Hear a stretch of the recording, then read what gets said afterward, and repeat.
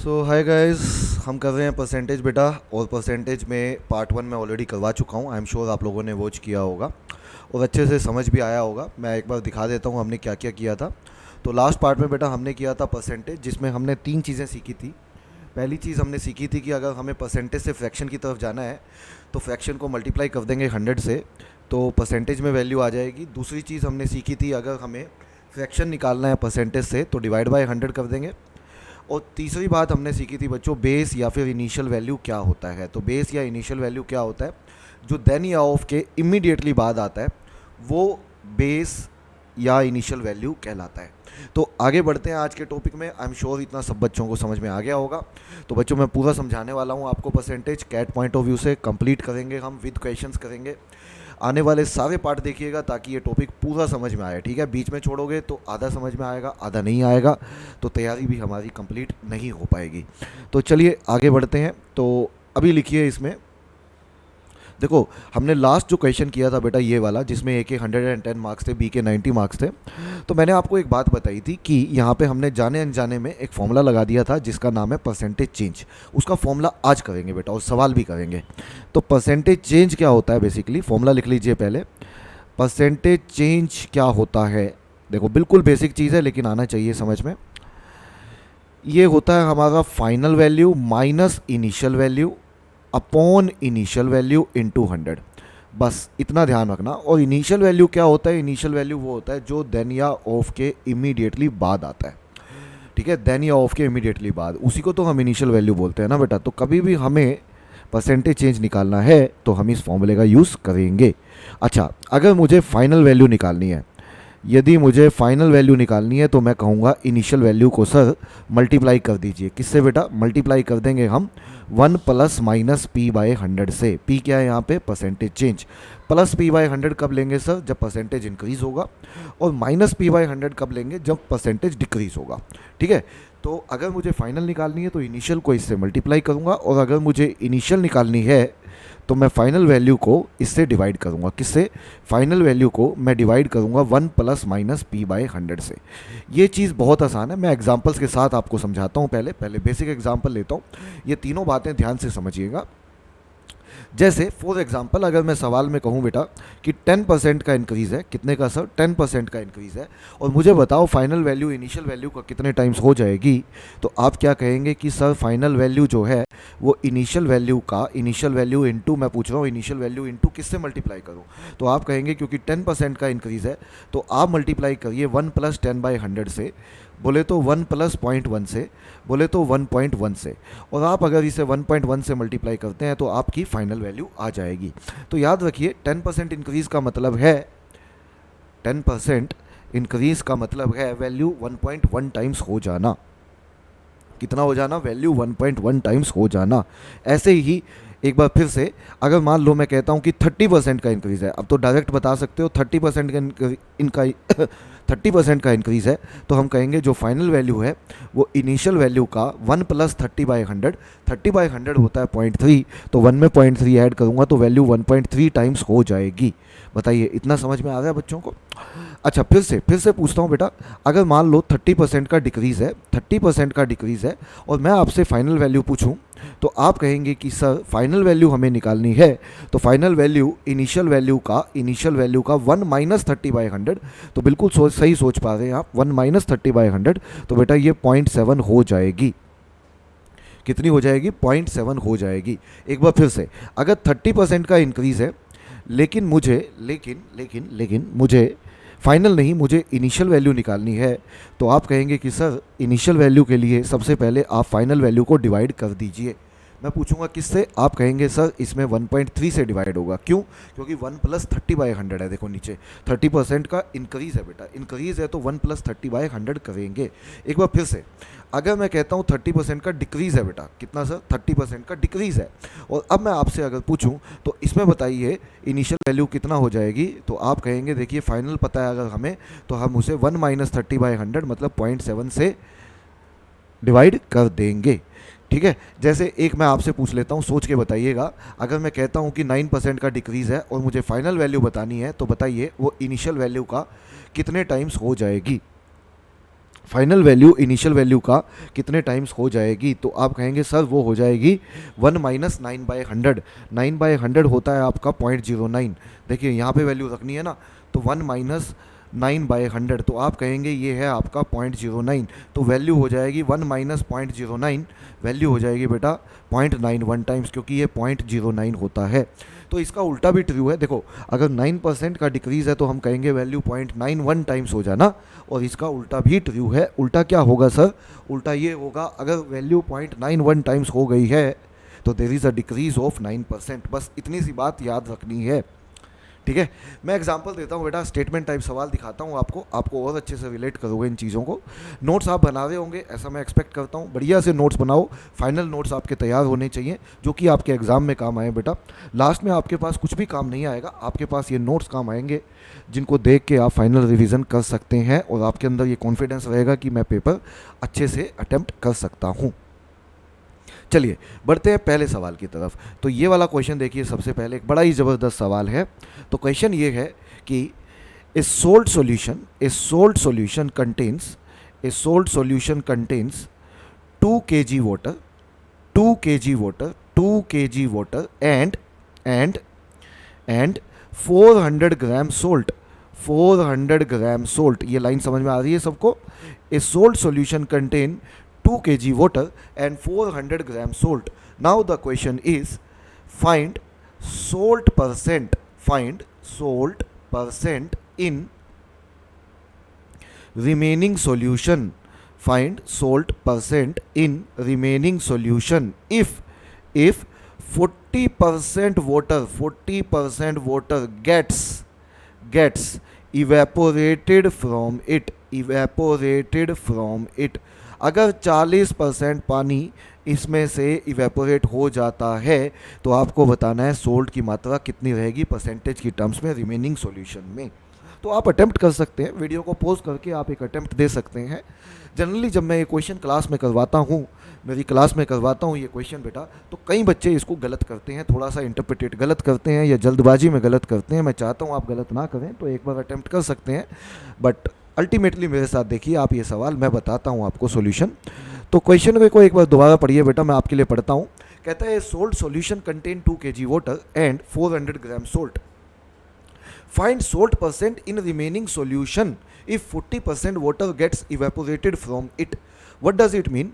देखो 2 kg मतलब देखो दो चीज़ें हैं सोल्ट सॉल्यूशन में, एक वाटर है एक सोल्ट है, एक पानी है एक सोल्ट है, एक पानी है एक सोल्ट है। जो वाटर है हमारे पास वो है 2000 ग्राम, पानी जो है 2000 ग्राम है, सोल्ट जो है वो 400 ग्राम है, ठीक है। आपने 40% वाटर यहाँ से इवेपोरेट कर दिया, 40% पानी इवेपोरेट हो गया, तो 40% कितना हो गया 2000 ग्राम का? आप कहेंगे कि सर ये 800 ग्राम हो गया। बोलो सही है। तो अगर 800 ग्राम वाटर इवेपोरेट हो गया तो मैं पूछूंगा आपसे कि पानी अब कितना बचा, पानी बचा क्या? तो आप कहेंगे सर पानी बचा 1200 ग्राम। बिल्कुल सही बात है, लेकिन मुझे एक बात बताइए, सोल्ट की मात्रा पहले कितनी थी? आप कहेंगे कि सर सोल्ट की मात्रा पहले 400 ग्राम थी, और मैं पूछूंगा आपसे कि रिमेनिंग सॉल्यूशन में भी सोल्ट कितना है? तो बच्चों सोल्ट तो उतने का ही उतना है ना भाई, सोल्ट थोड़ी इवेपोरेट हुआ है, ये वाटर है जो इवेपोरेट हुआ है, सोल्ट तो उतने का उतना है। तो अगर मैं आपसे पूछूं कि अब रिमेनिंग सॉल्यूशन बचा क्या, तो आपका आंसर होगा कि सर अब रिमेनिंग सॉल्यूशन जो बचा वो 1600 ग्राम बचा। 1600 ग्राम बच्चों, 1200 ग्राम नहीं। अब जो रिमेनिंग सॉल्यूशन बचा वो 1600 ग्राम बचा, और पूछा गया है उसके अंदर सोल्ट परसेंट बताओ रिमेनिंग सॉल्यूशन में कितना होगा। तो आपका आंसर क्या होगा बताइए मुझे। तो बच्चे कहेंगे कि सर सोल्ट परसेंट पूछा है तो सोल्ट है 400, लेकिन किस में, 1200 में या 1600 में? वो 1600 में है बेटा, रिमेनिंग सॉल्यूशन में बताना है हमें। किस में बताना है सर? रिमेनिंग सॉल्यूशन में बताना है। तो आप इसे 1600 ग्राम से डिवाइड करोगे, इनटू 100 करोगे, तो अगर इसका आंसर निकालना है हम कहेंगे कि इसका आंसर आएगा सर 25%। तो 25% आंसर आएगा बेटा, डिवाइड हमें 1600 ग्राम से करना है। इसमें बच्चे गलती कर देते हैं कई बार, आपने नहीं किया तो बहुत अच्छी बात है, इसमें बच्चे 1200 ग्राम से डिवाइड कर देते हैं, हम नहीं करेंगे। हमें समझ में आ गया है कि यहाँ पे जो रिमेनिंग सॉल्यूशन है वो 1200 ग्राम नहीं है, रिमेनिंग सॉल्यूशन जो है वो 1600 ग्राम है। आई होप सो ये क्वेश्चन बच्चों को क्लियर हुआ होगा। बढ़ते हैं अगले क्वेश्चन की तरफ, एक सवाल और देखते हैं। बड़ा ही कॉमन सवाल है बेटा, कैट में पूछा जाता है, आज भी पूछा जाता है, घुमा फिरा के पूछा जाता है, बहुत तरीके से पूछा जाता है, बहुत ही ज़बरदस्त सवाल है। क्वेश्चन को देखिएगा और ज़रूर अटेम्प्ट करने की कोशिश कीजिएगा, नहीं तो मेरे साथ ज़रूर देखिएगा। क्वेश्चन ये है, क्वेश्चन कहता है फ्रेश ग्रेप्स, हाँ जी ध्यान से सुनिए, fresh grapes contain 90% water by weight. Fresh grapes में बच्चों 90% पानी है। बोलो ये समझ में आ रहा है बच्चों को? आगे सुनिए, dry grapes contain dry grapes contain 20% water. Dry grapes के अंदर बच्चों 20% पानी है। क्वेश्चन क्या है सर? तो क्वेश्चन सुनिए बेटा, क्वेश्चन ये है how many KGs of dry grapes can be obtained from 20 kgs of fresh grapes। 20 kgs of fresh grapes। तो सवाल बस इतना सा है, तो आप अटेम्प्ट करें और मुझे बताएं आंसर क्या है। तो जब मैं ये क्लास में देता हूं तो बच्चे बड़े ही सिली मिस्टेक्स करते हैं बच्चों, बिलीव मी। ये क्वेश्चन देखने में जितना आसान लगता है इतना आसान नहीं है, इतना आसानी से बच्चे समझ नहीं पाते। वो अलग बात है कि हम उसको एक ही लाइन में करना सीख लेंगे, बट यस इसमें गलती होती है।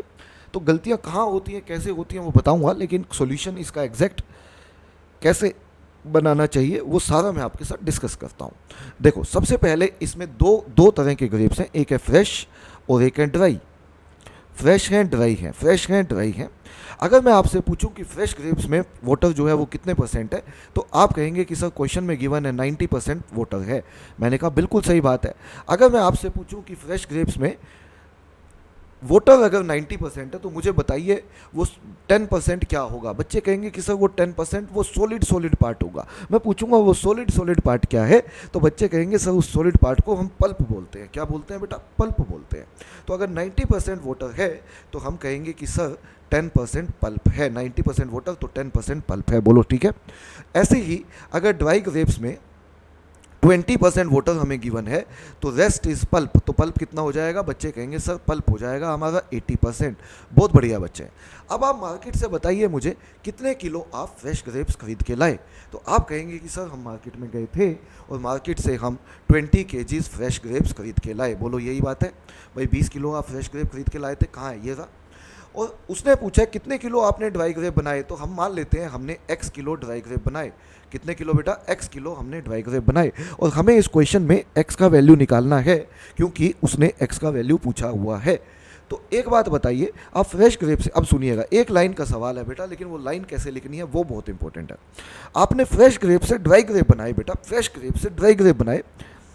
वो क्या चीज़ है जो इवेपोरेट हुई? बच्चे कहते हैं वो सिर्फ पानी था जो इवेपोरेट हुआ। और मैं पूछता हूँ किसकी मात्रा है जो सेम होगी? किसकी मात्रा है बेटे जिसमें सेम होगी, वाटर की या पल्प की? भाई वाटर तो इवेपोरेट हुआ, वो पानी तो इवेपोरेट हुआ, पानी की मात्रा तो सेम हो नहीं सकती। तो कैन वी से वो पल्प है बच्चों जो सेम रहेगा। जितना पल्प फ्रेश में था उतना ही पल्प आपका ड्राई में रहेगा। क्या बोला मैंने? जितना पल्प आपका फ्रेश में था उतना ही पल्प आपका ड्राई ग्रेप्स में रहेगा। बच्चे कहते हैं कैसे सर? भाई एक बात बताओ, लास्ट क्वेश्चन हमने ये किया था बेटा सोल्ट वाला, उसमें सोल्ट जितना फ्रेश ग्रेप में था, या ऐसे बोलूँ सोल्ट जितना इनिशियल सॉल्यूशन में था उतना ही तो सोल्ट फाइनल सॉल्यूशन में था ना। सोल्ट की मात्रा थोड़ी चेंज हुई, परसेंटेज वाइज सोल्ट चेंज हो गया। क्यों? क्योंकि दोनों का बेस चेंज हो गया, लेकिन मात्रा वाइज तो सोल्ट सेम था ना। तो सोल्ट सॉल्यूशन था तो सोल्ट सेम है, फ्रेश ग्रेप ड्राई ग्रेप है तो पल्प सेम होगा। ऐसे ही आगे वाटरमेलन सॉल्यूशन ऐसा कुछ भी आए तो उनमें भी क्या इक्वेट करना है? पल्प इक्वेट करना है बेटा। तो अल्टीमेटली इन सवालों में पल्प सेम रहेगा। तो मुझे आप बताएं जो फ्रेश ग्रेप है उसके अंदर पल्प कितना है? बच्चे कहेंगे उसमें सर 10%। मैं पूछूंगा किसका 10%? बच्चे कहेंगे 20 kgs का। मैंने कहा बिल्कुल ठीक है। और ड्राई ग्रेप्स में बताओ पल्प कितना है? आप कहेंगे 80% है। लेकिन मैं पूछूंगा 80% किसका? बच्चे कहेंगे x किलो का। सर बताइए इतना समझ में आ रहा है आपको? अब क्वेश्चन में बच्चों बचा कुछ नहीं है, कैन वी से जितना पल्प ये है उतना ही तो पल्प ये होगा, क्योंकि पल्प की मात्रा चेंज होने वाली नहीं है। तो हम दोनों पल्प को यहाँ पे इक्वेट कर सकते हैं क्योंकि पल्प की मात्रा चेंज नहीं होगी। पल्प बच्चों ग्राम में, केजी में सेम रहेगा, क्योंकि पल्प एक ऐसी चीज़ है जो कभी भी चेंज नहीं होगी। तो कुछ कंपेयर करना है तो वो पल्प है, पल्प को कंपेयर करो और आंसर निकालो। तो यहाँ पे आप कहेंगे कि सर पल्प जो होगा वो 10/100 इंटू 20 होगा, और यहाँ पे अगर मैं पूछूं तो आप कहेंगे 80/100 होगा। मैं पूछूंगा किसका, आप कहेंगे x का। अब इसे काट दीजिए आप, 100 से 100 कट गया, 20 से 80 काटेंगे तो 4 आएगा, इसको 2 पे काटेंगे तो 5, ये 2 आएगा। तो x का वैल्यू बताना था, हम कहेंगे सर 5/2 आंसर आएगा, बोले तो 2.5 kg आएगा। यही इस क्वेश्चन का आंसर है बच्चों। तो ये वीडियो कैसा लगा आपको मुझे ज़रूर बताइएगा, एंड आई एम श्योर आप एक फाइनल नोट्स बना रहे हैं, वीडियो आपके पास आते रहेंगे, परसेंटेज अभी कंटिन्यू रहेगा। वीडियो में ज़्यादा लेंथी नहीं बना रहा, अगर आप अच्छे से वॉच कर रहे हैं तो मुझे बताइएगा। अगर आप चाहते हैं कि वीडियो को थोड़ा लेंथी बनाऊँ तो मैं लेंथी भी बनाऊँगा, अगर आप चाहते हैं कि मैं एक वीडियो में ज़्यादा समझाऊँ तो मैं ज़्यादा भी समझाऊँगा। लेकिन अगर वीडियो आपको अच्छा लग रहा है बेटा, वीडियो को लाइक करना बिल्कुल मत भूलना, इससे मुझे पता लगेगा कि आप वीडियो को वॉच कर रहे हैं। और कमेंट बॉक्स में मुझे ज़रूर बताइएगा कि और क्या चाहते हैं आप। यहाँ पे मैं हर तरीके के टॉपिक जो भी कैट पॉइंट ऑफ व्यू से इंपॉर्टेंट है, सारे टॉपिक मैं आपको यहाँ पे कवर कर रहा हूँ। तो बच्चों मिलेंगे अगले वीडियो में, जिसमें परसेंटेज को आगे कंटिन्यू करूँगा। अभी एग्जाम्पल्स मुझे खूब सारे देने हैं आपको, कॉन्सेप्ट भी समझाने हैं, लेकिन जितना समझाया है उतना आप पूरा रिवाइज करेंगे, उतने के आपने नोट्स बनाए होंगे, ऐसा मैं एक्सपेक्ट करता हूँ। आज के वीडियो में इतना ही करते हैं बच्चों, मिलते हैं अगले वीडियो में। Thank you very much. Take care. Bye to all of you.